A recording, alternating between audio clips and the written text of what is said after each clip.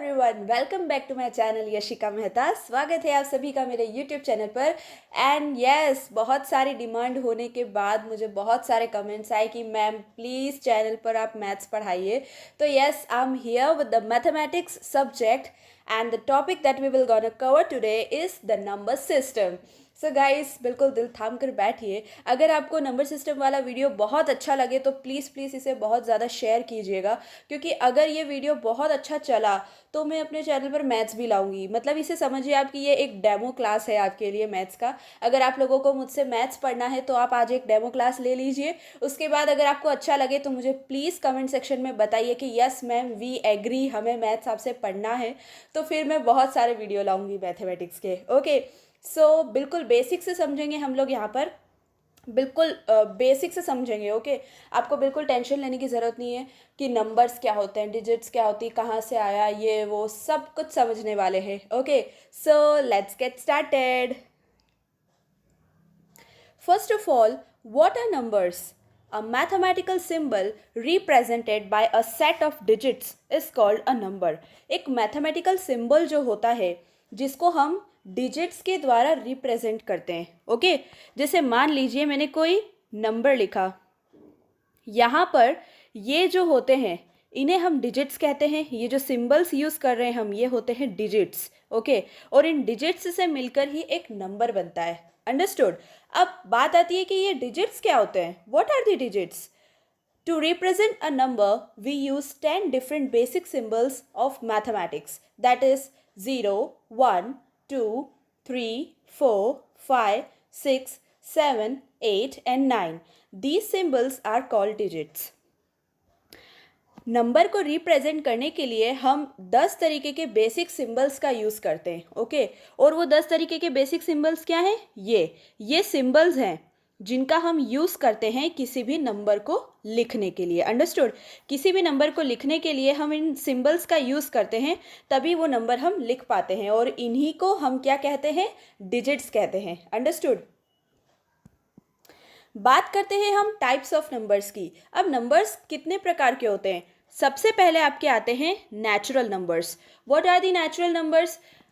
Natural numbers हमेशा 1 से शुरू होते हैं। ओके, नंबर लाइन के बारे में आपने सुना होगा। तो नंबर लाइन के अंदर जब भी 1 से स्टार्ट होते हैं नंबर्स, तो 1 से स्टार्ट होने वाले नंबर्स को हम नेचुरल नंबर्स कहते हैं। होल नंबर्स क्या होते हैं? जो 0 से स्टार्ट होते हैं। अंडरस्टूड? 0, 1, 2, 3 अप टू इनफाइनाइट, और ये भी जाएगा अप टू इनफाइनाइट। इंटीजर्स क्या होते हैं? माइनस, प्लस एंड ज़ीरो, इन सभी नंबर्स को मिलाने के बाद जो एक नंबर का टाइप बनता है वो होते हैं इंटीजर्स। मतलब नेगेटिव, पॉजिटिव एंड ज़ीरो, इन सभी को मिलाने के बाद जो नंबर्स का टाइप बनता है that is integers. Then moving to the even numbers. What are the even numbers? The numbers which are divisible by 2 are known as even numbers. जो भी नंबर 2 से डिविजिबल हो जाते हैं उन्हें हम even numbers कहते हैं। अंडरस्टूड? इवन नंबर्स कहाँ से स्टार्ट होते हैं? 2 से। तो आपसे जब भी क्वेश्चन किया जाए कि which is the smallest even number, so that is 2। The next is odd numbers. Odd numbers कहाँ से स्टार्ट होते हैं? 1 से। 1, 3, 5, 7. Or simply we can say that the numbers which are not divisible by 2 are known as odd numbers. Now the next is rational numbers. What are the rational numbers? Numbers in the form of p upon q are called rational numbers. जो भी numbers p upon q के form में होते हैं, यहाँ पर p upon q से क्या मतलब है? p अपॉन q से मतलब है कि मान लीजिए कोई भी नंबर है वो फ्रैक्शन के फॉर्म में है, तो उसी को हम क्या कहेंगे? रेशनल नंबर्स कहेंगे। लेकिन यहाँ पर एक कंडीशन है, q should never be equal to 0। q कभी भी 0 के इक्वल नहीं होना चाहिए, क्योंकि अगर अपन q को अगर 0 के इक्वल ले लेंगे, मान लीजिए यहाँ ले लिया मैंने 0, तो वो क्या बन जाएगा? इन्फिनिट बन जाएगा। इसीलिए q को आपको कभी भी 0 के इक्वल नहीं लेना है, ये कंडीशन है। इरेशनल नंबर्स क्या होते हैं? Numbers which are not in the form of p upon q are called irrational numbers. Irrational numbers वो होते हैं जो p अपॉन q के फॉर्म में नहीं होते हैं। अंडरस्टूड? तो जो p अपॉन q के फॉर्म में नहीं होते हैं वो नंबर्स होते क्या हैं आखिर? √2, √3, ये सब आपके इरेशनल नंबर्स होते हैं क्योंकि ये कभी भी फ्रैक्शन के फॉर्म में नहीं हो सकते हैं। इन्हें हम नॉन टर्मिनेटिंग भी कहते हैं। Understood. Prime numbers, the numbers other than one which have exactly two factors, one and itself are called prime numbers। आपने बचपन में पढ़ा ही होगा प्राइम नंबर्स क्या होते हैं। प्राइम नंबर्स वो होते हैं जो किसी की भी टेबल में नहीं आते हैं। ये हम हमारी देसी भाषा में बोले तो ऐसे ही बोलेंगे कि जो किसी की भी टेबल में नहीं आते वो प्राइम नंबर्स होते हैं। अब जो प्राइम नंबर्स होते हैं वो क्या होते हैं, वे ऐसे नंबर होते हैं जिनके फैक्टर्स या तो वन होगा या वो खुद होंगे इट्स सेल्फ। मान लीजिए मैंने एक नंबर लिया 71, तो 71 जो होता है वो किसी के भी टेबल में नहीं आता है, तो 71 यहाँ पर क्या हो जाएगा, प्राइम नंबर, क्योंकि उसके पास सिर्फ एक ही फैक्टर है वन और वो खुद।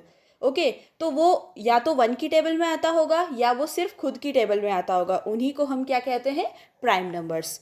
Okay, moving to the next, that is composite numbers. Non-prime numbers are composite numbers. Non-primes मतलब कि जो भी प्राइम नंबर नहीं होते वो क्या होते हैं, composite numbers. Understood? So I hope कि आपको टाइप्स ऑफ नंबर क्लियर हो गए होंगे। इनमें से अगर आपको कोई भी टाइप अगर समझ में नहीं आया है तो let me know in the comment section below, मैं उसको फिर से आपको एक्सप्लेन कर दूंगी। Okay, the next is numeration system. Okay so guys, numeration system क्या होता है। न्यूमेरेशन सिस्टम एक प्रोसेस होती है जिसके द्वारा हम नंबर्स की काउंटिंग करते हैं। Understood, this is a process जिससे हम नंबर्स की काउंटिंग कर पाते हैं। अब यहाँ पर दो तरीके होते हैं नंबर्स को काउंट करने के, या तो आप उन्हें इंडियन सिस्टम में काउंट कीजिए या फिर आप उनको इंटरनेशनल सिस्टम में काउंट कीजिए। अंडरस्टूड, तो इंडियन सिस्टम के अंदर अगर आपको काउंटिंग करनी है तो उसके लिए कुछ अलग रूल्स होते हैं, इंटरनेशनल सिस्टम में काउंटिंग करनी है तो उसके लिए कुछ अलग रूल्स होते हैं। यहाँ पर मैंने हिंदू अरेबिक वर्ड यूज़ किया है। What is this Hindu Arabic? Actually जो सिंबल्स हम लोग यूज़ करते हैं वो बहुत सारे ऐसे होते हैं जो ओरिजिनेट कहाँ से हुए हैं, अरेबिक से, तो इसीलिए यहाँ पर हम उसे हिंदू अरेबिक सिस्टम के नाम से जानते हैं। अंडरस्टूड। सो हम एक एक करके दोनों सिस्टम्स पे बात करेंगे। सबसे पहले आते हैं Indian system. Indian system of counting क्या होती है, ones, tens, 100, 1000, 10,000, lakh, 10 lakh, crore and 10 crore. Ones के अंदर वन, यहाँ पर 10 की पावर क्या हो जाएगी, 0। टेंस के अंदर 10 की पावर 1, हंड्रेड्स में 10 raise to the power 2, thousands में 10 raise to the power 3 and so on. ऐसे ही अगर हम चले तो 10 करोड़ में 10 रेज टू द पावर 8 आ जाता है। अंडरस्टूड, इसी को हम इंडियन सिस्टम ऑफ न्यूमेरेशन कहते हैं। अब यहाँ पर काउंटिंग कैसे की जाती है वो मैं आपको बताऊंगी लास्ट के अंदर। अभी आपको सिर्फ इतना ध्यान रखना है कि इस सिस्टम के अंदर हम लोग काउंटिंग के लिए क्या क्या यूज़ करते हैं, 1000, 10,000, लाख, 10 लाख, करोड़ एंड 10 करोड़। और आपको ये ध्यान रखना है कि किस वाले पीरियड में कितने जीरोज होते हैं। Understood. Now the next is international system of numeration. यहाँ पर हम लोग ones, tens, 100, 1000, 10,000, 100,000, million, 10 million and 100 million. Understood. अब यहाँ पर जैसे हमारे इंडियन सिस्टम में क्या था, 10,000 के बाद हम लोग लैख का यूज़ करते हैं, यहाँ पर लैख की जगह क्या आ जाता है, 100,000। एंड जो पावर्स का सिलसिला है वो सेम चलेगा। 100 मिलियन में कितनी पावर्स हो जाएगी, 10 raise to the power 8। Okay, और टेंस में 10 रेज टू द पावर 1, ऐसे ही चलेगा ये। ओके, क्लियर है। अभी हम लोग इसका डिफरेंस भी देखेंगे कि इंटरनेशनल सिस्टम में और इंडियन सिस्टम में आखिरकार क्या डिफरेंस होता है। यहाँ पर आप एग्जाम्पल देखिए। अगर हम इंडियन सिस्टम की बात करें तो हम काउंटिंग ऐसे करेंगे, ones, tens, 100, 1000, 10,000, lakh, 10 lakh, crore, 10 crore. Understood, this is the Indian system.